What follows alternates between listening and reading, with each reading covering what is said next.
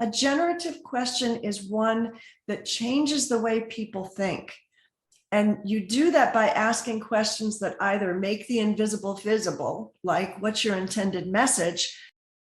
Welcome to the podcast about communication in business. I'm your host, George Torok. Did you know that I'm known as the speech coach for executives? That's because I help business leaders deliver the intended message for greater success. And when you listen to this podcast, you will hear insights and perspective from communication experts from around the world. I have two guests today. My first guest is Cheri Torres. Here's 3 facts that I think you should know about Cheri. She is a serial entrepreneur, having started 1 nonprofit and 2 for-profit organizations. 2, she, among other designations, she holds a master's in transpersonal psychology and a PhD in educational psychology. And 3, she likes to enjoy herself hiking in the mountains of North Carolina. My second guest is Jackie Stavors. Here's 3 things I think you should know about Jackie. 1, she is known for creating a program called SOAR. That's a positive approach to strategic thinking, planning, and leading. 2, she has worked in 25 countries, using appreciative inquiry to help thousands of people. And 3, she also enjoys getting outdoors, and it's to explore farmers markets in Missouri. Actually, Michigan, but that was close. It's I'm looking MI. I'm thinking, what's MI? Yes. Okay. Thank you for. Okay. It's an M, anyways. Michigan. Silly me. Cheri, Jackie, welcome to Your Intended Message. Thank you. It's such a pleasure to be here and to be able to share our intended message with you, George. Yes, thank you. Conversations are all about an intended message. And most importantly, the 2 of you are here because of the book that you co-authored and is now, I believe, in the 2nd printing. And the book, tell us a little bit about the book, Cheri. The book is called Conversations Worth Having. And it's focused on the idea that everything we do happens in conversation, whether in conversation with others or in conversation with ourselves. And so if we want to have the outcomes we are hoping for, we need to be careful about the conversations we have. We need to choose to have conversations that move us towards what we want, conversations that invite strong relationships, and bring us well-being as well in the way we engage in those conversations. Now, I'm curious. I imagine that all conversations start with the conversation with ourselves.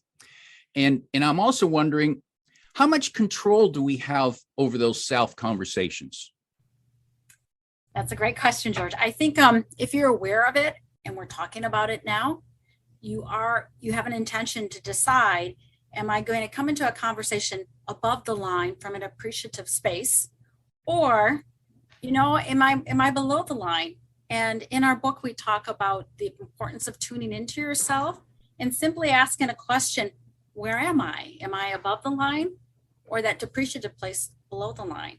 And if you're below the line and you're listening to this, just try this technique to pause, take a deep breath, see how that feels in you, and get curious. And just pausing and breathing gets you to move above the line. It just resets your whole body mindset.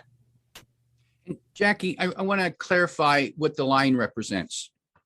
So imagine a straight line. If you're above the line, that's called an appreciative space, where I value you, George. I value the situation that we're in, and I want to add value. So that's appreciation. If you're below that line, you're in that depreciative space where, I may not be valuing you. I may not value the situation. And sometimes, if you don't think about your intended message, you could fall, the words can take you below the line. And even if you don't get enough sleep or have enough water, or, just your physiologic can push you below that line. So think about, where am I? Now, often looking at the self conversations, it's real easy for the self conversation to be below the line, to be depreciative. And the little voice is always saying, well, George, you didn't do that very well, or everyone else is doing better than you, or why can't you do better? And can we make that voice go away, or can we somehow add another voice to balance that conversation? Yeah, I would suggest we don't want to try to make the voices go away, because that just negates ourselves, which is going to make those voices louder. One of the things that I discovered, and I discovered this, I didn't actually, in conversation with some of our other trainers, we've been working on a book called Conversations Worth Having with Yourself. So it speaks directly to what you're talking about, George. And one of the things that someone pointed out is how much of her inner conversation was statement based. So I started paying attention to my inner conversations, and I was always either telling myself what to do or criticizing myself for what I didn't do. Both of those were depreciative. They were below the line. And what I've started doing is asking myself questions, like intentionally. For example, if I want to work a particular exercise into my daily routine by stopping the computer for 8 minutes to do this short routine, I would usually criticize myself at the end of the day when I had not done it. Or I would get up in the morning and say, okay, today we're going to do this. And now I've started getting up in the morning and saying, when are you planning on doing this? And what it has done is caused me to put it into my schedule. And so I think just asking yourselves questions, even if it's a negative statement, to say that, is that helpful? What would be more helpful for me to say to myself? And so I think just working in inquiry, the kind of inquiry that actually adds value, that is generative, can help you shift the inner conversation without having to suppress anything. So I'm seeing that instead of waking up in the morning and say, well, I got to do this, I got to make sure I do that, I got to get that, yeah, and I better get this done before noon, man, I better get going, I got a lot to do. So instead of approaching with that, it might be better to say, well, George, what are you going to do first? Where's a good place to start? What's most important? And if you only got one thing done today, what's the one thing? Got it. Yes. Yeah. Absolutely. That would be a great solution. And I know when I go for my morning walk or run, I usually talk to myself, and it's usually out loud. And so I've got more. Now you've just given me more material for more conversations to have on the way. And I suppose if you want to get better, typically we want to improve. It's easy to criticize oneself. And what can we say instead of criticizing ourselves? Well, if you go back, George, think about the appreciative space and asking a generative question. It's a question of valuing and asking a question, going back to the where am I? How do I best prioritize my day? What do I want to do? So it's living in that space of valuing yourself and others. And I suppose we've got to learn to value ourselves while at the same time recognize that we're imperfect. Yes, there's a saying that if you strive for excellence, it's motivating. And if you strive for perfection, it's demotivating. Strive for excellence, not for perfection. And most of us, many of us, if it's not ourself saying, you could do better, we've got other people around us who might be nagging at us and saying, well, when are you going to get done? Well, you remember what happened last time, and look at the neighbors, what are they doing? And look at your brother, and look at your cousins, they're all better than you. Now, how do we address those outside conversations, those negative outside other people talking to us? So That's a great question. And I think the title of your podcast is a great question to ask those people. When somebody comes at you like that, to ask, what is your intended message? What are you trying to tell me? What is it you're hoping I'm going to get from this? Because usually behind that criticism is a thought or an idea about wanting to inspire you. You know, if you, a parent who says, why can't you do what your brother does? Maybe they think they're trying to inspire you, but instead what you hear is, I'm not as good as, I'm less than. And so being able to have that open conversation of what's your intended message for me? And okay, yeah, I would like to improve. What suggestions do you have for me? What specifically do you think I could do that would make me either more effective or better at, or whatever the intended message is? To really ask those kinds of questions. And Jackie mentioned generative questions. A generative question is one that changes the way people think. And you do that by asking questions that either make the invisible visible, like what's your intended message? I'm going to make the invisible intention visible by asking that question. Or asking questions that create shared understanding. What is it that you would like me to do? Here, can you be specific so I know exactly what you want? And then we're both on the same place, in the same space. We both have a shared understanding.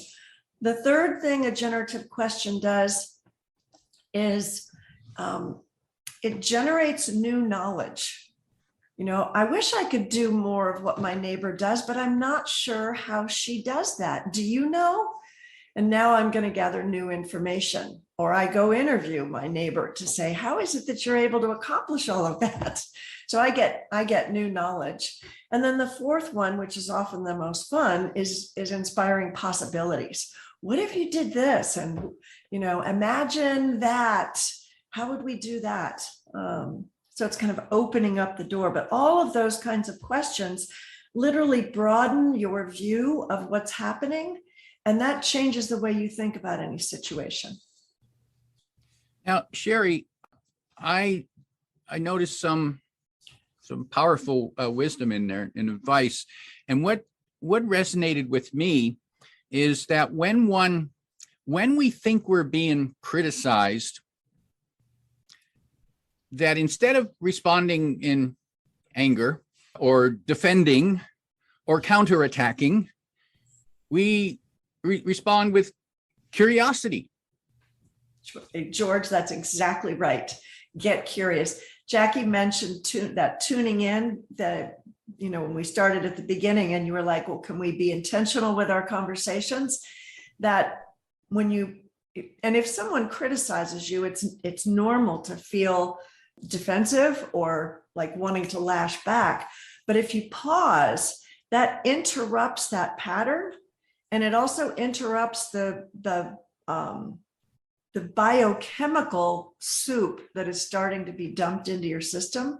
And if you then take several deep breaths, which is what Jackie mentioned, that deep breathing kicks in the parasympathetic nervous system, which further tamps down the cortisol and testosterone. And then getting curious is a positive emotion, which pushes you into the executive functions of the brain, where you can ask a question, you can be intentional with your conversations. And I just add that there's a magazine behind me that says the business case for curiosity.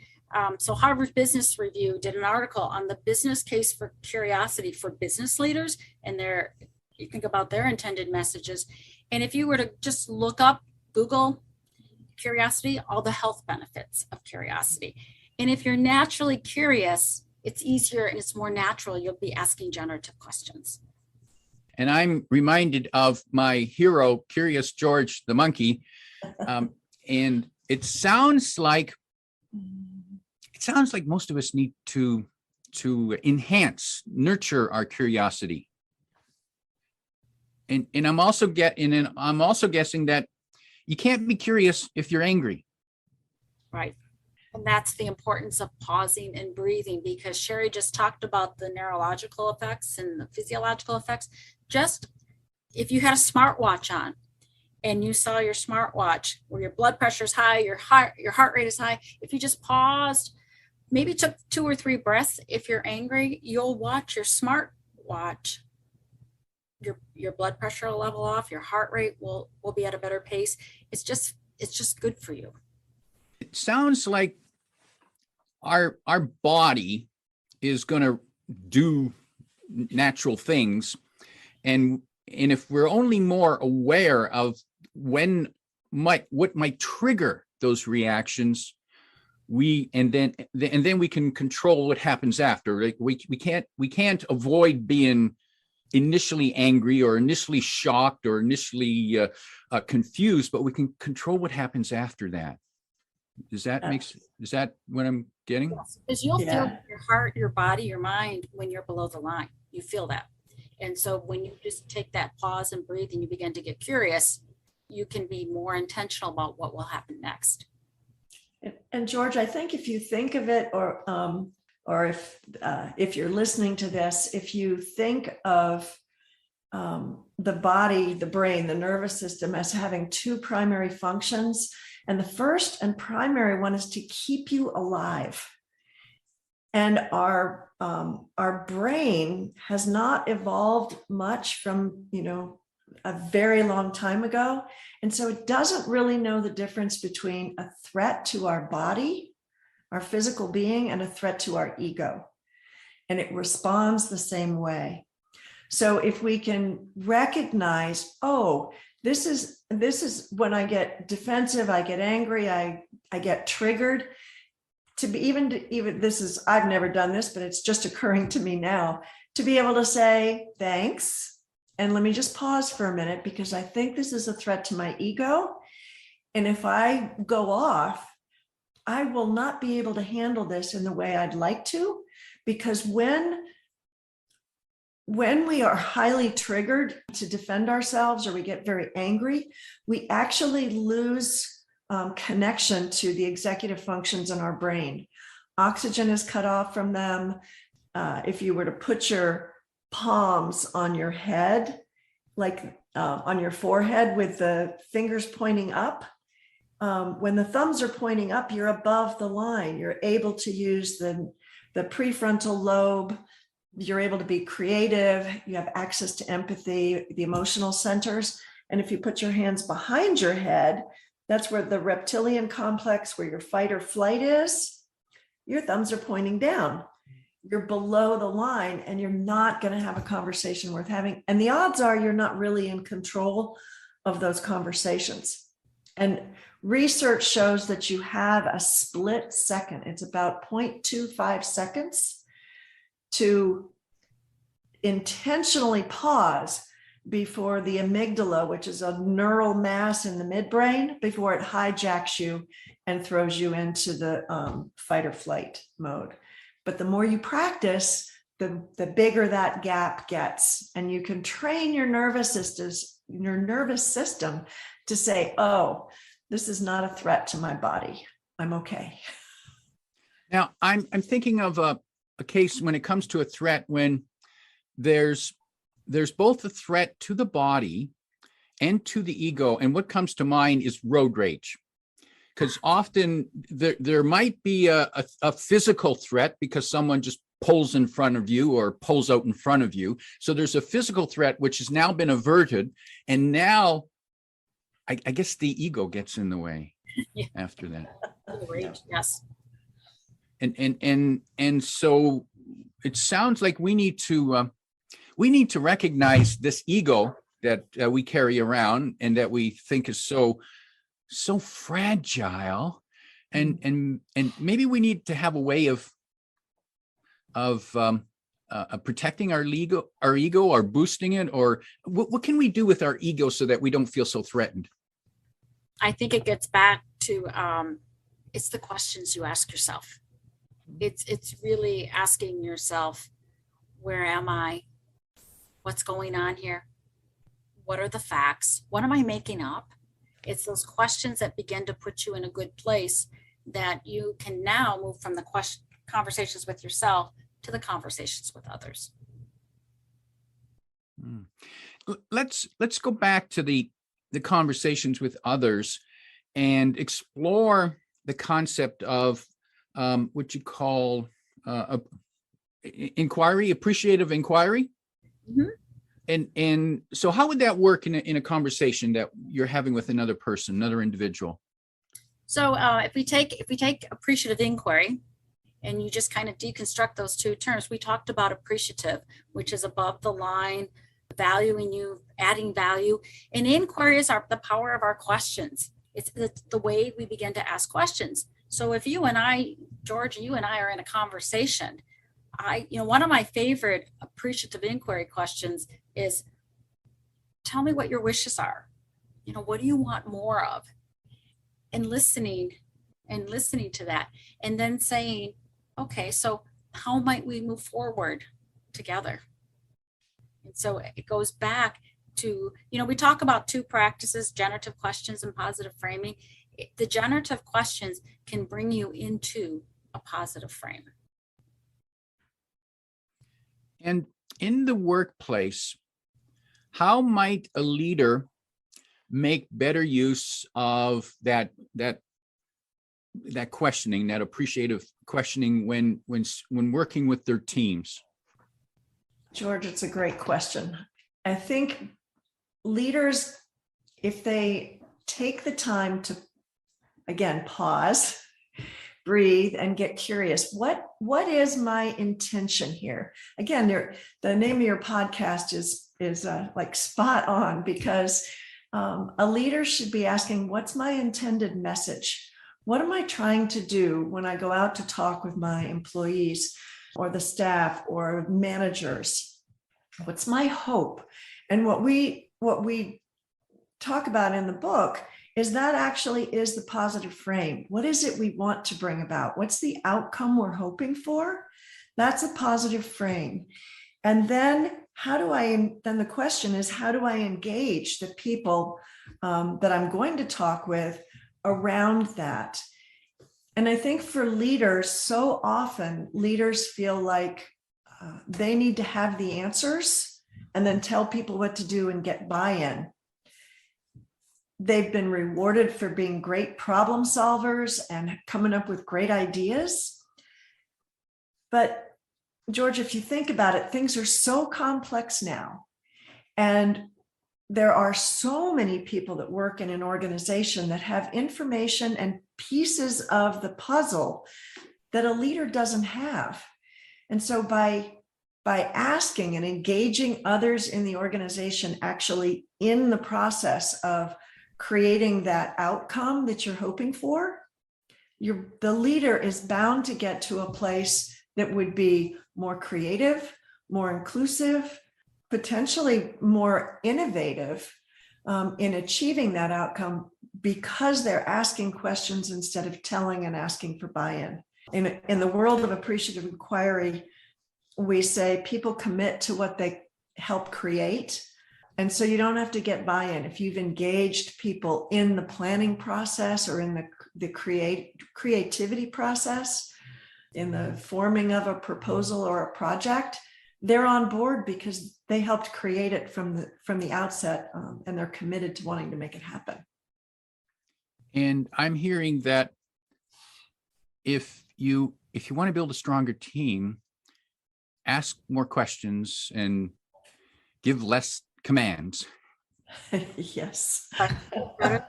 Yes. I've also noticed there are some people who speak before they think. And I suppose what would be better is if they actually asked themselves, had a conversation with themselves before they opened their mouth and said, well, what am I trying to convey here? What do I want to accomplish before I start speaking? Not people who just start talking and they ramble on, and you listen to them, you think, what the heck is he trying to say? Where is he going with this? And what they're missing is that self-questioning. Is that? Absolutely, George. I think you're spot on. It's that, what am I trying to do with my words? Why do you think people do that? Why do you think people talk before they know what they're going to say? I actually think it's because they're not aware of what we're actually talking about here. They haven't stood back, literally taking that pause and thinking through their behaviors.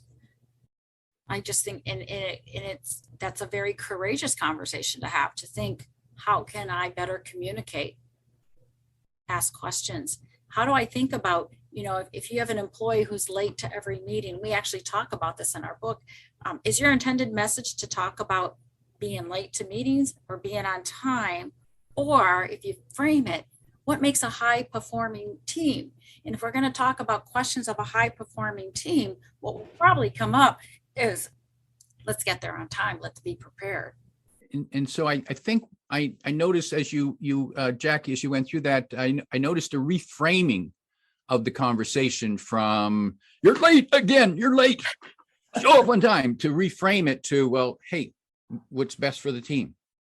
Right. Absolutely. And there you go. You just asked another question, George. Mm, It's becoming natural for you. Yeah, I've seen that, or I've read or heard or learned that if you ask the right questions, you'll get better answers. Better questions give better answers anyways. Yes. Yeah. Maybe not right. It's, there's no one right. Yeah. I suppose. There's a better way to ask questions. Yes. Say that again, Jackie. There's a better way to ask questions. If I ask you critical questions, so why are you late? What's going on? Whose fault it is? I'm pushing you below the line. And because I'm asking these critical questions, I'm below the line as well. And if you could just pause and breathe and get really curious and say, so let's talk about our meeting time and who came up with this meeting time and what would be a better time for us to meet, and how would this work for us, and how might we have more productive meetings? How do we best prepare? And then we go into conversations where we're having great meetings. And tell us a little bit about the book. The book is, it's written with lots of stories from our experiences with clients, with ourselves, with family members. Most of the examples are workplace examples. And it's basically about how to go about having conversations worth having. This notion, our second edition, which just came out, in the second edition, the third chapter is all about how do you tune in and why is that so important? And that's that pause, breathe, and get curious so that you can actually be intentional. Stanford University has said that the number one leadership capability is self-awareness. So if you are aware that your conversations are having an incredible influence on yourself and everyone else, then asking that question of where am I and being above the line allows you to then be intentional with your conversations. And we introduced two practices. The first one is asking generative questions, and the second one is using a positive frame. And the book is not about being positive. It's not about Pollyanna or anything like that. But when you have conversations worth having, it does generate positivity, even if you're talking about tough conversations or critical issues, or you're needing to correct someone's behavior, or as in the case of the last chapter, talking about life and death situations. So you can turn any conversation into a conversation worth having by asking questions that add value or value what is present. And I would just add, we have a chapter in there. It's called "It's Not Magic, It's Science." A lot of people think it's magical. Look what's happening to my conversations. Look what's happening to my relationships. But there's a lot of science behind this. I mean, we talked about it earlier in our conversation with you, George. But high performing teens need a ratio of 6-to-1 positivity in their conversations. Relationships are 5-to-1, and Barbara Fredrickson talks about positive emotions 3-to-1 on the positive. So if you find yourself getting down to a 3-to-1 ratio, You need to rethink about the tone and direction. And what we're asking for is a much more appreciative tone that can lead you into a positive direction. And George, one other thing I just want to add in there. You mentioned Jackie's frame for strategic conversations, SOAR, at the outset. That was a positive way.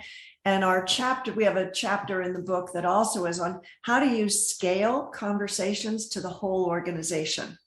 And her model is introduced in the book as well. And let's go to a meeting setting, whether it's live or virtual, where the conversation in the meeting seems to be going in the wrong direction. What might a person in the room who's not the leader, they're not the leader, so they can't just impose their will, what can they say that might help get the conversation back on track? I'm smiling because if you're on Zoom, you could just mute everybody. But if you're in a room, think about it, because I have been in a room where I've seen two leaders go at each other and just almost saying in a very appreciative way, let's time out. What's our intended message? What are we really trying to do? I hear you and I hear you, but what's the outcome? What are we looking for? And then to say, let's open it up to other people in the room.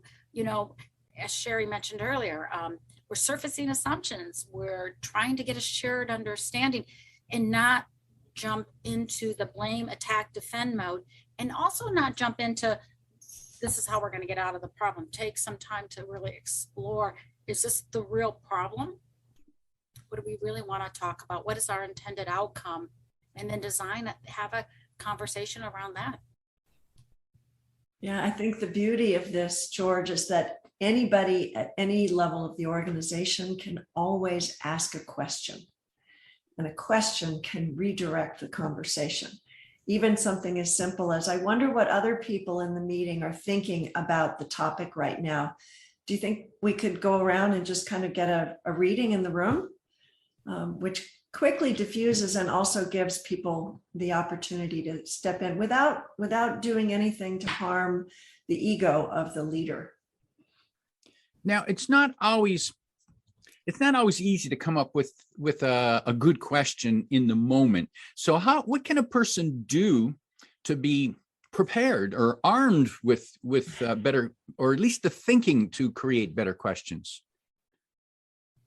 I think if you're new to this, and we have these in our book and on our website, is pick 3 or 4 generative questions that no matter what situation you're in, you can diffuse it, in the sense that I might ask you, so I hear you, George, I hear what you are saying. Let's hear from Cheri. Let's take a moment and hear from Cheri. What does she think? And then it's like asking what are other people's perspectives, and saying, now that we've talked and dissected the problem, what do we really want to happen? What are your wishes? What do we want more of? And just putting those questions in your vocabulary, they become more natural when you're in really difficult situations. I also think that it's very easy for us to kind of stay at the surface. We're advocating for our point of view. And I think it's easy to ask a question that starts to dig below that and turn that back and forth into something that's a conversation worth having by asking, tell me a little bit more about why you see it that way. What do you think the outcomes will be? What do you know that I don't know that I should know that might help me understand more deeply your particular position on this? And that immediately diffuses the defensiveness in the other person, because they're being asked for their opinion and a deeper explanation of their thoughts. That one appealed to me. What do you know that I don't know? Because what I liked about it is it demonstrates that, hey, there's stuff that I don't know, and maybe I'd think the same way that you do if I only knew what you knew. Exactly. That's another great generative question. What do you know that I don't know? That's worth keeping. Yep. Yes, and I think if for the person who's novice at this, the easiest questions to ask are the questions that help make the visible or make the invisible visible. Like, what assumptions am I making? What assumptions is the other person making? What's going on for them? What else might explain their behavior? And asking, like, tell me about that makes the invisible visible. When you say, what do you know that I don't know? What data do you have that supports what you're, just kind of ask questions to broaden the screen of what's visible to everybody. Could be the simplest way to get started on asking generative questions. Powerful advice.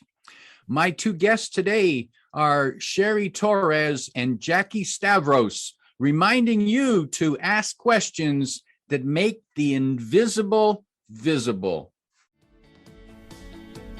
If you like what you heard, remember to like, comment, and share this podcast. Come back every week for more practical insights to help you deliver your intended message. I'm your host, George Torok.